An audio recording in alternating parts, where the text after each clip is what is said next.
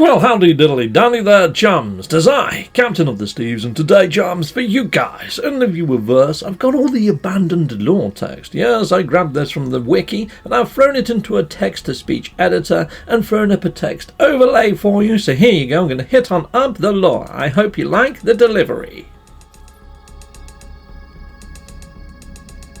The Crimson Orb. It looked like a wound on the world. Crimson and ragged-edged, like something that once lived but was then torn asunder. I should have left it alone. Had I the senses to taste the air of this planet, I imagine it would have reeked with some kind of alien fetor, but nothing could stall my curiosity. Was it dead? Where I touched it, the surface was moist and yielding. It seemed to become modal then, crawling on a mat of slow cilia, moving from me. I glimpsed the Crimson Orb between the clouds. A vast and baleful eye, unblinking and monstrous. Fear turned the blood in my veins to ice. I was so afraid it would see me, but then the clouds moved and it was gone. I was no longer certain it had ever been real. Perhaps the fungal deposits from the last world I visited are still clogging my exosuit vents, affecting my cognition somehow. I have cleaned my filter 6 times now, but I still feel it inside me. I found a body. It's unlike anything I have ever seen. If there's a species like it, then I hope they're all dead like this one. At first I thought it some tragic remnant of a matter transfer malfunction, a cage of bones and flesh studded with random patterns of crooked teeth and roomy, lidless eyes. But no. Some horror of twisted evolution, warped by cruel nature. I can't help but picture what it would have looked like alive. I cannot help but fear that it will live again. The oceans here are blood. Nothing lives in them. They are alive themselves. Great protean life forms as large as continents. Or perhaps there is only one of them. What does such a thing consume, I ask myself? The answer seems to be everything. I found evidence of past life here, but no signs of it. Does the native flora and fauna hibernate when it comes to eat them, then return and repopulate once it retreats? I can feel it moving inside my brain, whispering. It wants me to discard my suit and swim. I awoke from a dream where I was drowning in something thick and glutinous. It filled my pores and suffocated me. I want to believe that this is my tired mind playing tricks.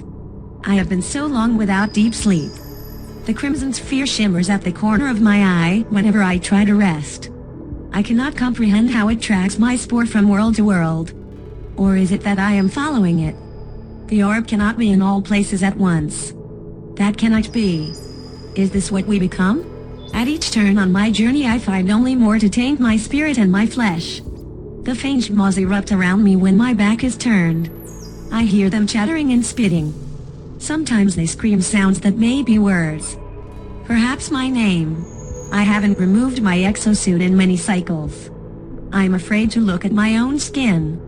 I know it will be seething, pus wet and pitted. I have become a vector of infection. The corruption of something ruinous lives in my flesh. Don't come looking for me. When there is no explanation for a phenomena, it is a natural progress for intelligent beings to fill in the missing parts of their experience. On some worlds, the Sentinels are still worshipped as avatars of an all-seeing deity. Drones are considered sacred, sent by an unseen god to ensure that they live in enforced harmony with the environment around them. There is a disturbing commonality to many elements of their theologies, a recurring visual symbol of the Crimson Sphere and the promise of an end time soon to unfold. The orb rests within its cage cloak of crystal in so many guises. The angles of the shroud are utterly perfect. When measured, no device of known science can determine any flaws, any variation in surface even down to the molecular level. I have tried time and again to get close enough to touch it, but it retreats from me. I am not worthy to know its secrets yet. My mind must be opened wider. The layers of me revealed and peeled back in sections. There is no other path open. I have already begun to cut open the skin. If one can see clearly enough, you will come across a crystal and learn that it is made, not of atoms and molecules, but of thought and gravity and numbers. You must go deep. Come and see, I beseech you. More than I must know of this, if only to spread the word and warn the other species. Tell it to all.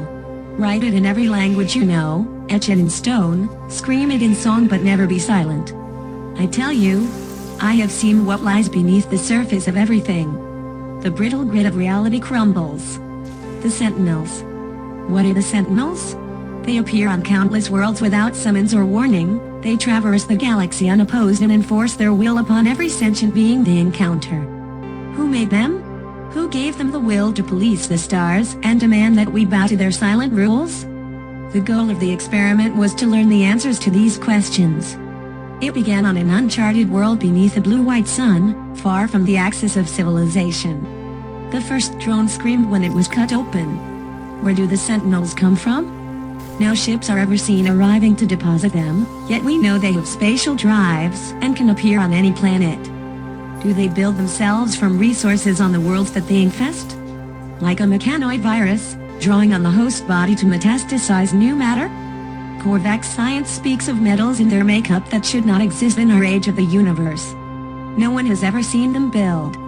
They are simply here, as if the universe expresses them into existence. There is a world, turned to dust long before the rise of the Viking, where the natives turned against the Sentinels. They chafed under the omnipresent eyes of the machines. Resentment begat violence. Drones were destroyed. More natives fought, and so came the bipeds, the quadrupeds, the interceptors in the sky. These and more. Soon there was war. And still the machines came, in exponential growth until at last they ended a species as punishment. Still the galaxy refused to learn from this. Is there a connection between the monoliths and the Sentinels? The origins of these ancient structures seem to predate all known civilization, although over time they have become imbued with the beliefs and the histories of the creatures that evolved around them. What if there was a precursor species that came before us all? Imagine one of such infinite knowledge and interstellar power that even after extinction has erased their traces, their tools remain for us to pore over, like an infant confronted with a fusion reactor. The perfect glass. The experiment's final phase emerged from frustration. We wanted to learn something new. We wanted to know how they worked. We wanted to see inside them.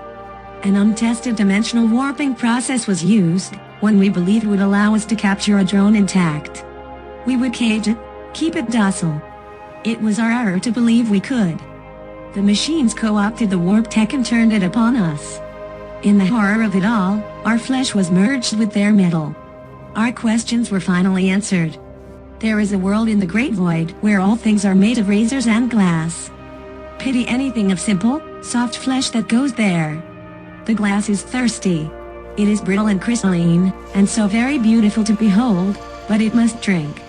You will go there and you will forget my warning. Then it will cut you with an edge so fine that you will feel no pain, and only as your life gushes out to dampen the cracked and broken landscape will this come back to you. Too late. Too late. Beneath their skin, they had placed tiny seeds of the glass, which took on the appearance of strange, ritualistic scarring. The nubs of the broken crystal were ancient, ground down and polished by generations before them. They fed them their life, and in return the crystals glowed with emerald fires and brought them closer to their fate. I would listen to them talk of worlds they could never have seen, in alien tongues that their body was not made to utter. The glass made them something more than they were, a vessel for intelligences utterly unlike us. It is here and not here. We reach for the mastery of the galaxy, but we do not understand the truth. What if I told you that time is the drug that keeps us docile and unquestioning? There is no now and then, there is no today or yesterday. This is an illusion reflected in glass, patterns of untruth that the universe uses to laugh at us. We are not meant to see such things. Our smaller minds rebel at concepts so unimaginably vast that they cannot be held in a single thought. It is how it controls us. I will cut open space. My heart is filled with regret, but there is nothing else to be done. I find only darker roads and glassy, endless chasms range before me. It is for the best. The lacerated, blade-filled path is the truth, and I am unable to deny it. In time, there will come daring souls far cleverer than me, who will learn from my errors. I forge the way for the ones to come after. I walk barefoot on shards of broken reality, into the infinite and shattering forever. At the heart of it, the secret awaits me. The signal and the dying planet. My Combs hub detected a garbled message sent with strange resonance qualities. Not unusual, given the atypical qualities of local space-time in this quadrant. Systems spent several cycles attempting to reconstruct the message to no avail. Analysis indicates that the signal shows signs of degradation corresponding to initial transmission occurring before the planetary orbit was even formed.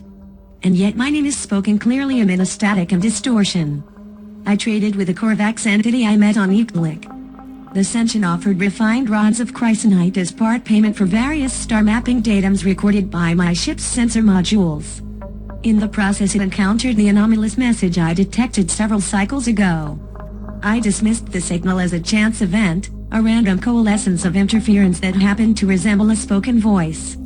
In truth, it had disturbed me. The entity analyzed the message in its own curiosity and revealed another layer beneath the audio component. A visual of a world with green skies and an obsidian moon. The mysterious message continues to prey upon my mind. With the aid of the entity, I have learned that its temporal origin is approximately 2 to 5,000 solar cycles from the now. I have narrowed down a point of transmission to a sector of space in the haze zone, close to the galactic interior. I realize now that to ignore the signal would be an error. It is incumbent upon me to trace it. In my more fanciful moments, I wonder if it might be a warning or a revelation. I have set a course. This will be my last recording for quite some time. I have refitted my vessel with a powerful Advinsco hyperdrive and a cryogenic suspensor pod. It is my intention to enter a dormancy state in order to survive the journey to the distant source of the anomalous message. I have nothing to hold me here. I have committed myself. While I sleep, I will listen to the signal. My resting mind may be able to parse yet more meaning from it. I awakened to discover that the planet from the image is gone. Only a belt of rubble surrounding a red giant star in the final stages of collapse remains. Whatever cataclysm killed this world took place before my species could walk upright. But it is undeniable. The signal came from here. It carried my name amid its atonal song. I have crossed unimaginable distances to seek out the origin point. Sensors have detected a metallic mass embedded in one of the largest of the planet's fragments. It will take time, but I will be able to dig it out. The red giant consumes itself. The interactions between spatial shearing zones in the system are causing the formation of a singularity. Space-time is becoming malleable. I am unable to depart. In the ashes of a dead world, I exhumed the corpse of the ship that had sent a message to me across the millennia, the ship that knew my name. Crushed and warped by unimaginable forces, I could barely recognize it. But I did see a corroded Advinsco hyperdrive, a cryopod. The same as my ship's. My vessel is buried here. The voice is mine. I am warning myself.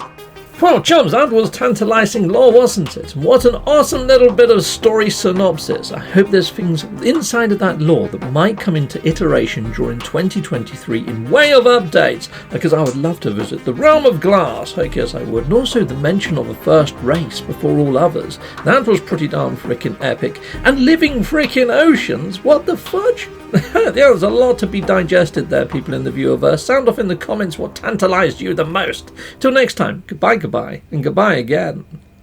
Well, thank you very much for watching. If you like what you see, please hit a like and a subscribe, and I'd like to say a massive great big thank you to all of my backers over on Patreon and over on YouTube membership. Thanking you, backers! And if you want to support this channel, just don't skip the adverts. That throws revenue down my avenue. Or yeah, just stay with Captain Steve that little bit longer and hit something on this screen. There's merch here now too.